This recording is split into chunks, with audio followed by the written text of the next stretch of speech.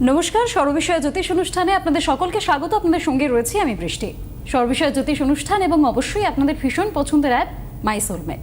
খুঁজে নিন তাকে যে বোঝে আপনাকে। অবশ্যই সেখানে রেজিস্টার করুন এবং সর্ববিষয় জ্যোতিষ অনুষ্ঠান দেখতে থাকুন।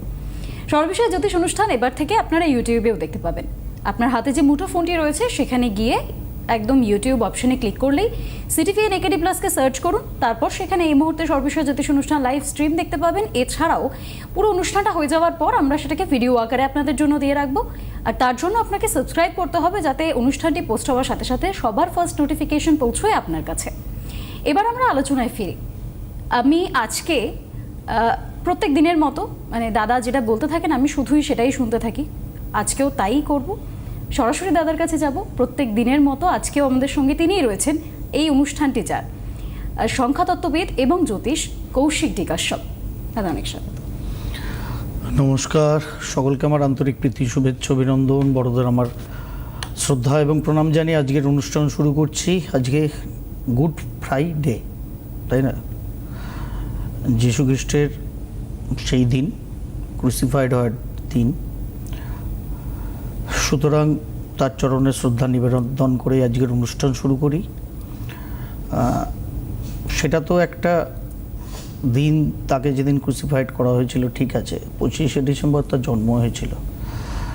অ্যাকচুয়াল 25শে ডিসেম্বর হয়েছিল কত সালে হয়েছিল এখনও কিন্তু অধরা বিষয়টা।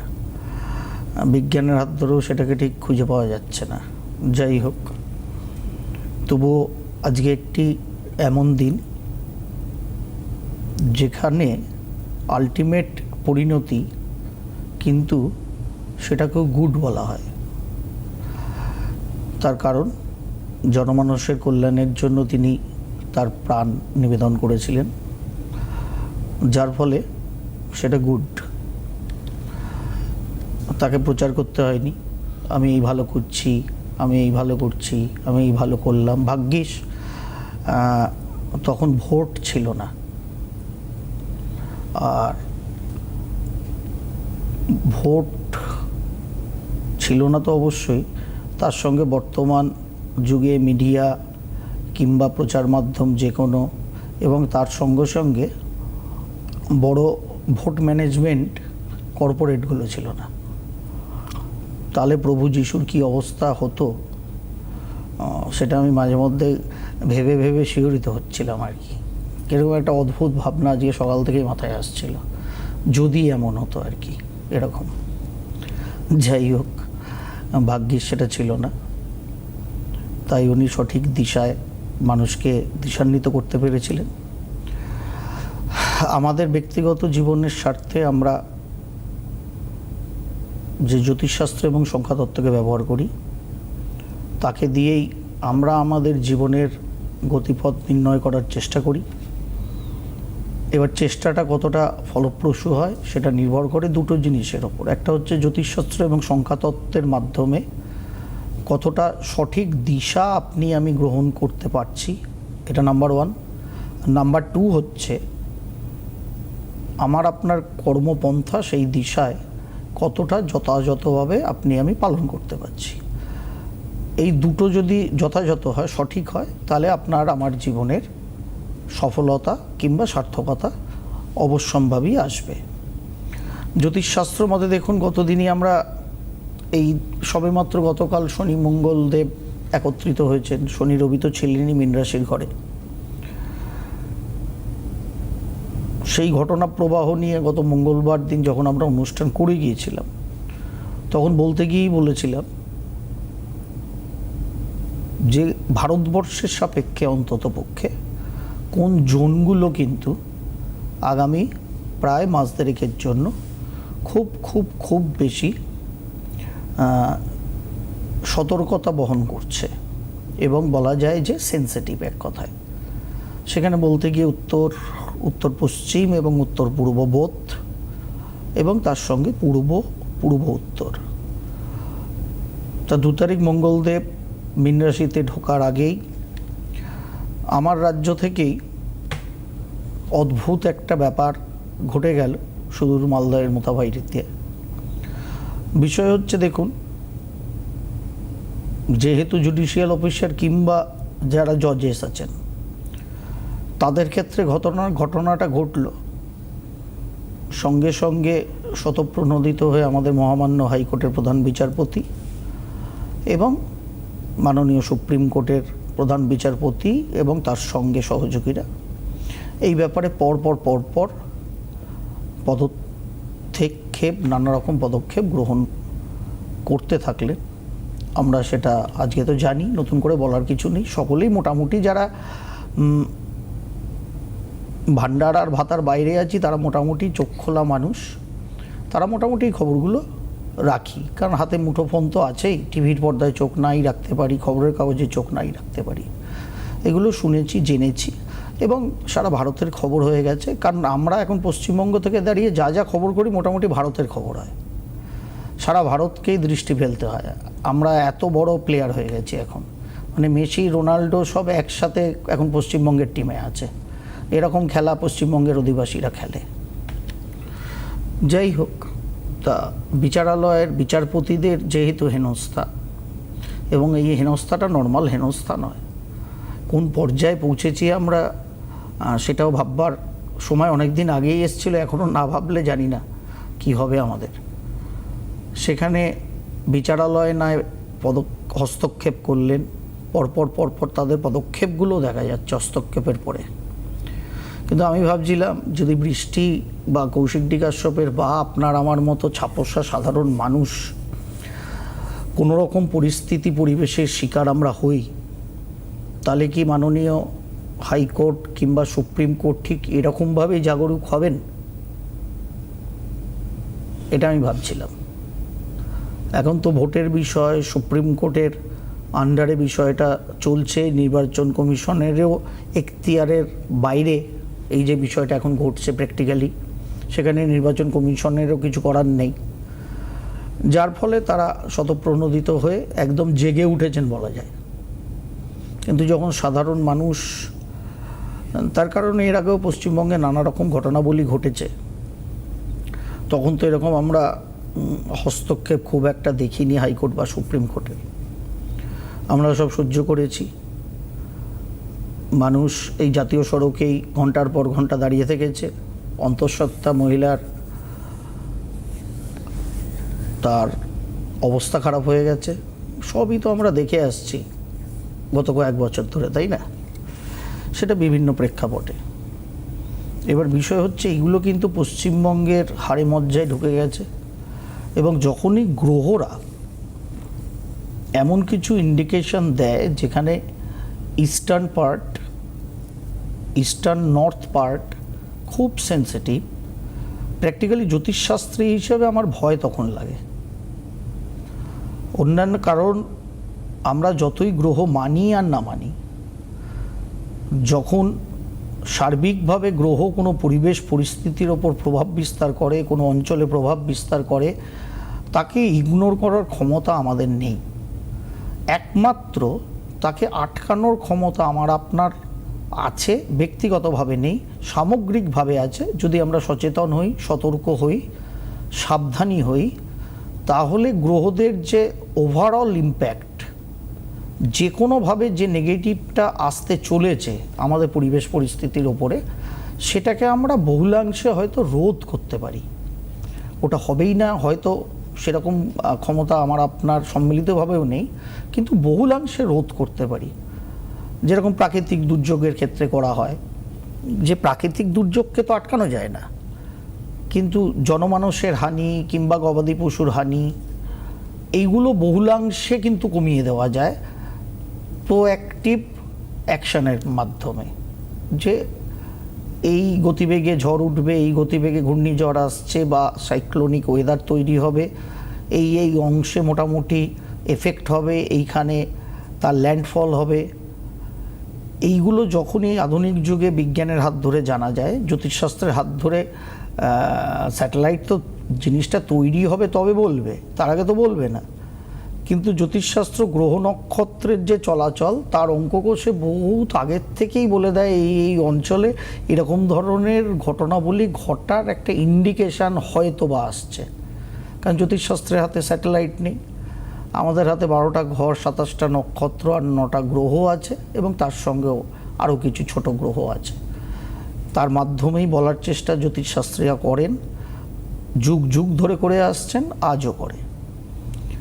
কিন্তু জ্যোতিষশাস্ত্রের হাত ধরেই আমরা জানি, কিংবা বিজ্ঞানের হাত ধরেই জানি, আমরা সম্মিলিতভাবে প্রচেষ্টা যেটা করতে পারি সেটা হচ্ছে এই সামগ্রিকভাবে সমাজের ক্ষেত্রে যে নেগেটিভিটিটা আসে সেটাকে সবাই মিলে হাতে হাত ধরে, ধর্ম, বর্ণ, জাত পাত নির্বিশেষে মানুষ হিসেবে এটাকে আমরা কিন্তু অবশ্যই বহুলাংশে কমিয়ে দিতে পারি, অথবা একদম ছোট্ট অবস্থায় সেটাকে শেষ করতে পারি। কিন্তু আমরা তো মহাজ্ঞানী পশ্চিমবঙ্গের মানুষজন, আমাদের অ্যাকচুয়ালি কী অভিসম্পাদ লেগেছে আমি ঠিক বুঝি না, যে কোন ঘেরাটোপে আমরা পড়ে আছি, যার ফলত এরকম কাণ্ডকারখানা আমাদের রাজ্যে হয়েই চলে। পাগলও নাকি আপন বুঝ ভালো, যেটা সেটা বোঝে, আমরা বোধহয় তার থেকেও অধমের পর্যায়ে চলে গেছি, যার ফলে আমরা পাগলের থেকেও নিচে চলে গেছি। এখন আপন ভালো আমরা এখন আর বুঝি না, যার ফলে যখনই গতদিন পূর্ব উত্তর, উত্তরের ডান দিক বাঁ দিক এবং পূর্বাংশ এই এফেক্টটার কথা বলছিলাম, অনেকে ভাবেন ধর ও কিছু হবে না, ও হলে হবে, আমার কি, আমার মেয়েটার বিয়ে হলেই হলো, আমার ছেলেটার চাকরি হলেই হলো। বিষয়টাকে আমরা এরকমই ভাবি। এরকমই ওই কোভিডের আগেও ভেবেছিলাম, যখন প্রচুর মানুষ জেলবন্দি হবে বলেছিলাম। এখন কি করে জেলবন্দি হবে আমিও জানতাম না, কিন্তু বলে দিয়েছিলাম, কারণ গ্রহযোগ দেখাচ্ছিল। তার কারণ আমরা এপিডেমিক শুনেছিলাম, প্যান্ডেমিক শব্দটা সত্যিই বলছি এই বুড়ো বয়সে এসে, তখন প্রায় যদি আমি এখন বুড়ো হই আর কি, কারণ ইয়ং এজ তো পেরিয়ে গেছি, তাই ধরে নিলাম আর কি, বুড়ো হওয়ার পথে আর কি।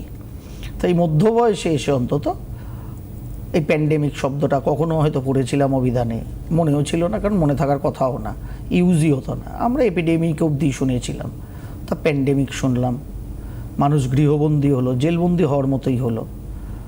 তখন যারা বলতো কিছু হবে না, ও কোনো ব্যাপার না, দেখো বাদ দাও, আমার মেয়েটার বিয়ে কিংবা আমার ছেলেটার চাকরি হলেই হলো, এরকম মানুষই ম্যাক্সিমাম জ্যোতিষশাস্ত্রে। যার ফলে যারা সব দিক চোখ কান খোলা রেখে জ্যোতিষশাস্ত্র সংখ্যাতত্ত্বকে যথাযথ ব্যবহার করেন, তারাই ওই 5% সফল মানুষের দলে যান। আর জ্যোতিষশাস্ত্র ব্যবহারকারী বাদবাকি 95%, মানে যারা মানেন সেই 100%কে ধরে বলছি, বাদবাকি যে 95% তারা সারা জীবন আমার হাতটা একটু দেখে দিন না, আমার জন্মছকটা একটু বলে পড়ে দিন না, তারা করেই বেড়ান এইসব। তার কারণ কেউ কিছু দেখে বলে দিলে বা জন্মছকটা পড়ে দিলেই তাদের জীবন যেন ঘুরে যাবে, তাদের এই ভাবনা। এবং তারা যেহেতু ওই বললেই আমি বারবার, যে হংসচঞ্চু হয়ে দুধটা তো তারা সার হিসেবে তুলতে জানে না, তারা জলটাই খায়, যার ফলে তারা সেরকম দিশাই নেয়, তারা সেরকমই জীবনযাপন করে, আর বলে গ্রহের ফের আমার কপালে নেই। কিন্তু তারও একটা কপাল, যিনি সফল হচ্ছেন তারও দেহে একটাই কপাল। ওই ছোটোবেলায় 4 আঙুলটাকে শিখিয়েছিল বাড়ির গুরুজনরা, যে দিস ইজ কল্ড 4 হেড, আর বাংলায় শিখিয়েছিল কপাল।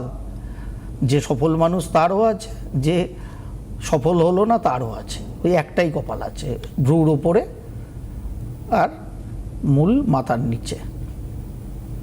কিন্তু আমরা কর্ম এরকমই করি, যার ফলত আলটিমেট যেটা করার সেটা আমরা নজরদারি করি না।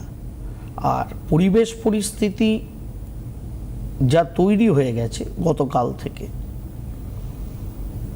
এর মধ্যেই আমরা নতুন বাংলা বছরে প্রবেশ করব। অবশ্যই নতুন বাংলা বছর সম্বন্ধেও বলব, কারণ 15ই এপ্রিল নববর্ষ, প্র্যাকটিক্যালি 14ই এপ্রিল সকাল 9:33 সূর্যদেব কিন্তু মীন রাশি থেকে মেষ রাশির গৃহে প্রবেশ করে যাবেন। সুতরাং অবশ্যই বাংলা নববর্ষ সম্বন্ধেও বিস্তারিত আলাপ আলোচনা সিটিভিএনের পর্দা থেকেও করার চেষ্টা করব। শাম্ভবী অ্যাস্ট্রোয় আগামী সপ্তাহ থেকেই সেটা আপনারা পেতে শুরু করবেন। নতুন বাংলা বছর অনেক কিছু বার্তা বয়ে আনছে, অনেক কিছু বার্তা বয়ে আনছে, ভালো মন্দ মিশ্রিত। সেটা জানার প্রয়োজনীয়তা অবশ্যই আছে, কারণ সবেমাত্র নতুন চান্দ্র বছরে বিক্রম সম্বৎ 2083-তে আমরা প্রবেশ করেছি। যেটার নাম রৌদ্র ছিল। এবার আমরা নতুন সৌর বছরে প্রবেশ করব, তারও একটা নাম আছে। মোটামুটিভাবে এবার যে সৌর বছরের নাম, সেই নামেতেই অনেক কিছু আছে। শেক্সপিয়ার বলেছিলেন হোয়াটস ইন আ নেম, কিন্তু বারবার আমরা যদি বলি যে কার উদ্ধৃতি এটা, হোয়াটস ইন আ নেম, আমরা কিন্তু সবার আগে একটা কথা বলি, এই কথাটা বলে গেছেন শেক্সপিয়ার, তাই না? তা আলটিমেট তার নামই বলি আমরা, কিন্তু তাও তিনি বলে গেছেন হোয়াটস in a name, huge thing in a name. সেটা তার মতো সংস্কৃতিবান, শিক্ষিত, রুচিশীল, প্রথিতযশা, সারা বিশ্বজনীনভাবে প্রাজ্ঞ একজন মানুষ বলে গেছেন বলেই সেটাই শেষ কথা। ভারতীয় কৃষ্টি সংস্কৃতিতে দাঁড়িয়ে আমি কৌশিক সব জীবনে মানিনি, মানবও না। অন্য ব্যাপারে উনি অবশ্যই প্রণম্য আমার কাছে, কিন্তু হোয়াটস ইন আ নেম তখনই যদি বলতে হয় কে বলেছেন, তখন তার নামটাই আমাদের করতে হচ্ছে। তাহলে নামে কিচ্ছু যায় আসে না, এই কথাটা বলা তিনি অবশ্যই বিশেষ পরিপ্রেক্ষিতে বলেছিলেন, কিন্তু সামগ্রিকভাবে তো আমরা ব্যবহার করি।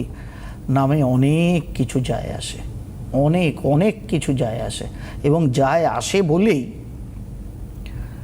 যাবতীয় কিছু, কেউ ফোনে আছেন না, নেব, একদম নিয়ে নিচ্ছি 30 সেকেন্ড।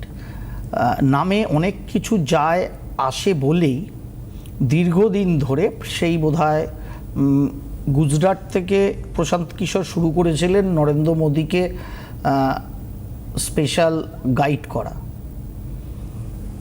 ভোট বৈতরণী পার করার জন্য, বা 2014 ইলেকশন থেকে শুরু করেছিলেন, এরকম কিছু হবে, এক্ষুনি আমার মনে পড়ছে না। তার পরবর্তী ক্ষেত্রে সারা ভারতবর্ষ জুড়ে উনি খেলে বেরিয়েছেন ওনার সংস্থাকে নিয়ে, ভোট বিশেষজ্ঞ সংস্থা হিসাবে। তার নামটা কি বৃষ্টি? প্রশান্ত কিশোর। আর প্রশান্ত কিশোরের কোম্পানিটার নাম IPAC. I PAC. PAC, I simple I, I for India আর কি, আই আর পিএসি, হ্যাঁ। টোটালটাকে যদি আমরা অ্যাড করি এটাই আইপ্যাক। এরকমভাবেই তাদের কর্পোরেট অফিসগুলোতেও ঠিক এটাই লেখা আছে লোগো দিয়ে, তাই না? আই পিএসি, টোটালটাকে অ্যাড করুন, 13 আসে, 13 সুতরাং রাহু হাওয়ার মতো, আর রাহু হচ্ছে দুমুখ খোলা পাইপ, এক মুখ দিয়ে হু হু হু হু করে ঢুকবে, অপর প্রান্ত দিয়ে বেরোবে। অতএব কখনো স্ট্যান্ড করে না, পার্মানেন্টলি স্ট্যান্ড করে না।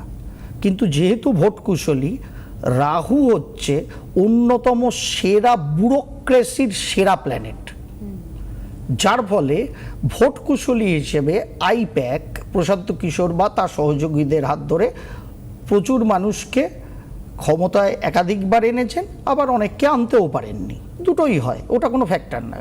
কখনো জিতবেন, কখনো হারবেন, এ তো স্বাভাবিক। কিন্তু তিনি বা তার সহযোগীরা আইপ্যাক নামক সংস্থাটির মাধ্যমে এই কাজটা কিন্তু করে গেছেন।